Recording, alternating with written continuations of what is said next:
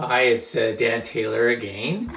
In my latest post, I'm talking about bringing creative industry folks together under an event. I was really lucky in my career, both in Prince Edward County and in Peterborough.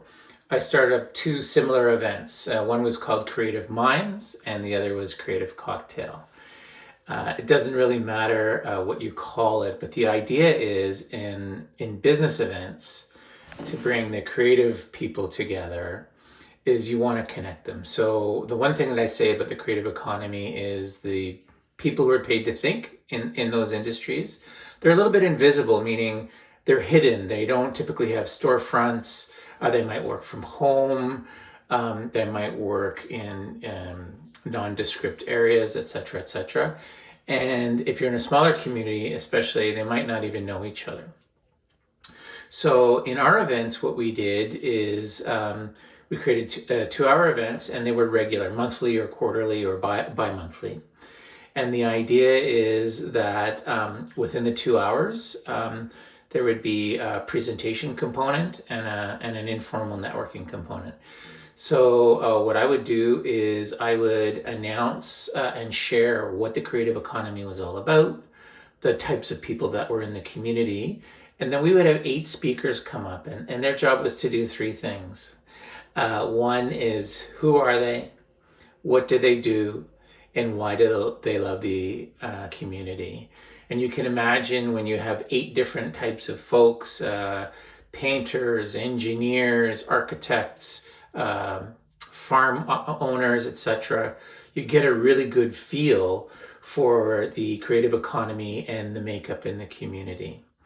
The second half of those meetings are basically made up of informal networking. So if you came to that meeting and you didn't know anybody, you knew at least 8 people to talk to, which was great. And you got a sense of the spirit of the community and the creativity. And so it really set the tone on this great vibe.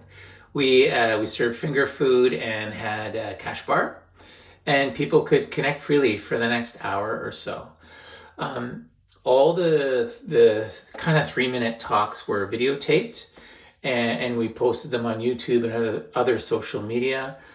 This was a time when social media wasn't quite as prolific, and it ended up being like testimonials and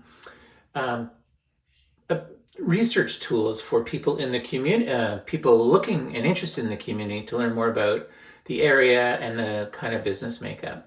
One of my favorite things was that real estate agents used to bring people to those events so that people could really learn what the community was about, what the business opportunities were, and whether or not they were even interested in the economy and the community itself. So people researched online. We had businesses invest as a result of watching those videos. The creative economy people connected even further together. The language of creative economy or creative rural economy became part of the community's language. And one of my favorite stories about enduring is after I left Prince Edward County, there was a vacuum for a while and the events didn't happen. And then people from the community resurrected and brought the events back. So for me, that demonstrates that there was value and benefit. As I said, I'm Dan Taylor. I'm the Economic Development Catalyst at the town of Innisfil, and I'm also an advisor to those in the economic development and tourism profession.